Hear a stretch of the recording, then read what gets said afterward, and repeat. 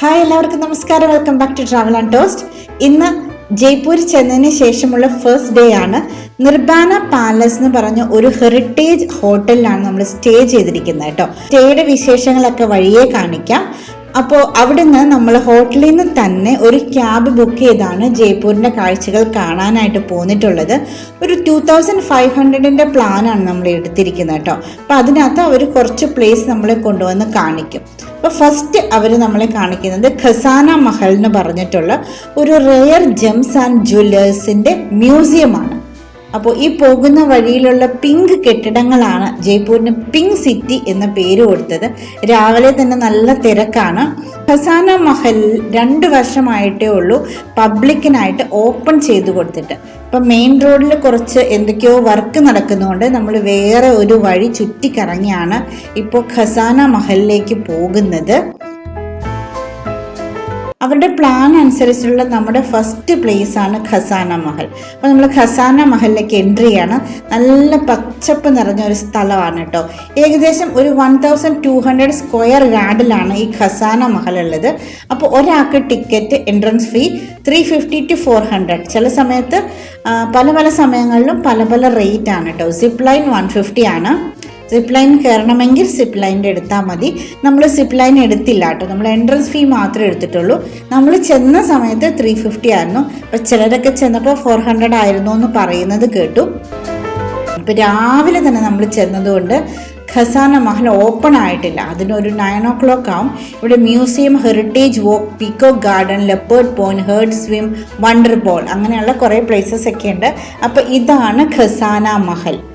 ഒരു 200 വർഷം പഴക്കമുള്ള ഒരു ഓൾഡ് ഹവേലി റീകൺസ്ട്രക്ട് ചെയ്താണ് ഈ ഖസാന മഹൽ നിർമ്മിച്ചിരിക്കുന്നത്. ഇതിൻ്റെ പഴയ പേര് ചീത്താക്കി ഹൗദി ബറൂദ് ഖാന എന്നായിരുന്നു. അതവർ വാങ്ങിച്ച് റീകൺസ്ട്രക്ട് ചെയ്താണ് ഖസാന മഹൽ ആക്കിയിരിക്കുന്നത് കേട്ടോ. അപ്പോൾ ജയ്പൂരിൽ മെയിനായിട്ടും അവിടുത്തെ എല്ലാ കെട്ടിടങ്ങളുടെയും ഡോർ ഭയങ്കര ഭംഗിയാണ്.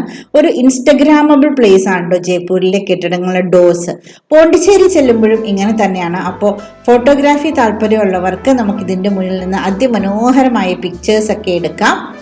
രാവിലെ തന്നെ ആയതുകൊണ്ട് അധികം ആളുകളൊന്നുമില്ല. പിന്നെ ഖസാന മഹലിൻ്റെ ഉള്ളിൽ വീഡിയോഗ്രാഫി, ഫോട്ടോഗ്രാഫി അലൗഡ് അല്ല. കാരണം ഇത്തരം കോസ്റ്റ്ലി ആയിട്ടുള്ള ജെംസും ഡയമണ്ട്സും ഒക്കെ ഇരിക്കുന്നത് കൊണ്ടാണ് അവർ ഫോട്ടോഗ്രാഫി അല്ലെങ്കിൽ വീഡിയോഗ്രാഫി അലോ ചെയ്യാത്തത് കേട്ടോ. ഇവിടെയുള്ള ഒരു 95% ഓഫ് ജെംസ് ആൻഡ് സ്റ്റോൺസും ഒറിജിനലാണ്. അപ്പം നമ്മളവിടെ കുറച്ച് നേരം വെയിറ്റ് ചെയ്യാനുണ്ടായിരുന്നു.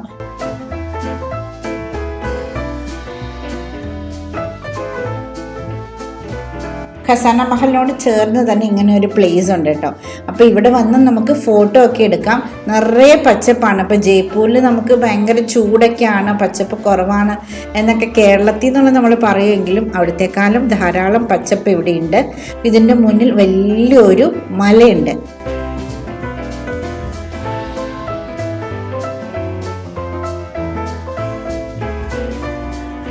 ഇവിടെ കണ്ട ഒരു ചെറിയ ട്രീ ആണ്. എന്താണ് അതിൻ്റെ പേരെന്നറിയില്ല കേട്ടോ. നമ്മൾ കാണാത്ത കായ്കൾ അതിനകത്ത് കാച്ചു കിടപ്പുണ്ട്.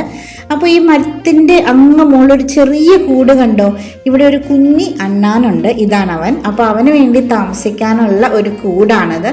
ദിവസവും അധികവും ട്രാവലേഴ്സിനെയൊക്കെ കാണുന്നതുകൊണ്ട് കക്ഷിക്ക് ആരെയും പേടിയൊന്നുമില്ല കേട്ടോ. പിന്നെ അവിടെ കണ്ട ഒരു ലെമൺ ട്രീ ആണ്. നിറയെ ലെമൺ ഉണ്ടായി കിടപ്പുണ്ട് കേട്ടോ. പഴുത്തിട്ടില്ല. ഇനി നമ്മുടെ നാട്ടിൽ കാണുന്ന ലെമണിനേക്കാളും കുറച്ച് വ്യത്യാസമുണ്ട്. അങ്ങനെ ഖസാന മഹൽ ഓപ്പൺ ആയിട്ടുണ്ട്. അപ്പം ചെളിയൊന്നും ആവാതിരിക്കാനായിട്ട് അവർ നമുക്ക് ഷൂവിലിടാൻ വേണ്ടിയിട്ട് ഷൂ കവറൊക്കെ തന്നിട്ടുണ്ട്.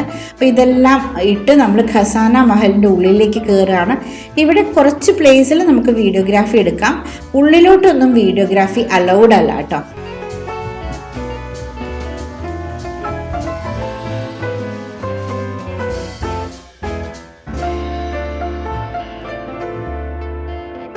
അപ്പോൾ ജസ്റ്റ് എൻട്രൻസ് കഴിഞ്ഞാൽ വേറെ ഒരു റൂമിലേക്കാണ് നമ്മൾ കയറുന്നത്. ഇവിടെ റോയൽ ക്യൂൻ ഓഫ് ജയ്പൂർ മഹാറാണി ഗായത്രി ദേവിയുടെ വലിയ ഒരു ഫോട്ടോ വച്ചിട്ടുണ്ട്. പിന്നെ വലിയൊരു ഗണപതിയുടെ സ്റ്റാച്ചു ഉണ്ട്. പഴയ ജയ്പൂരിൻ്റെ ഫോട്ടോ ഉണ്ട്. അങ്ങനെ ഇവിടെയും നല്ല മനോഹരമായ കാഴ്ചകളൊക്കെ ഉണ്ട് കേട്ടോ. ഇതായിരുന്നു പഴയ ജയ്പൂർ.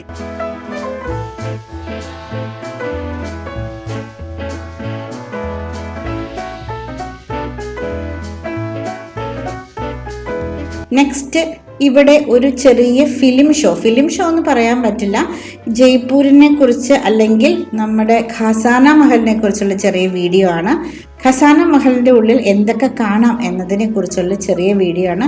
അതിൻ്റെ ഒപ്പം തന്നെ പഴയ ജയ്പൂരിനെ കുറിച്ചുള്ള വീഡിയോ ഉണ്ട്. അപ്പോൾ നമ്മൾ ഖസാന മഹലിൻ്റെ കാഴ്ചകളൊക്കെ കണ്ട് ഒരു ഗ്ലാസ് റൂമിലെത്തിയിട്ടോ, അവിടെ വീഡിയോ അവൈലബിൾ ആണ്. അപ്പോൾ ഇവിടെ രാംസേതു ഫ്ലോട്ടിംഗ് സ്റ്റോൺ ഉണ്ട്. ഏകദേശം 111 കിലോ ഭാരമുള്ള ഏറ്റവും വലിയൊരു റിംഗ് ഉണ്ട്.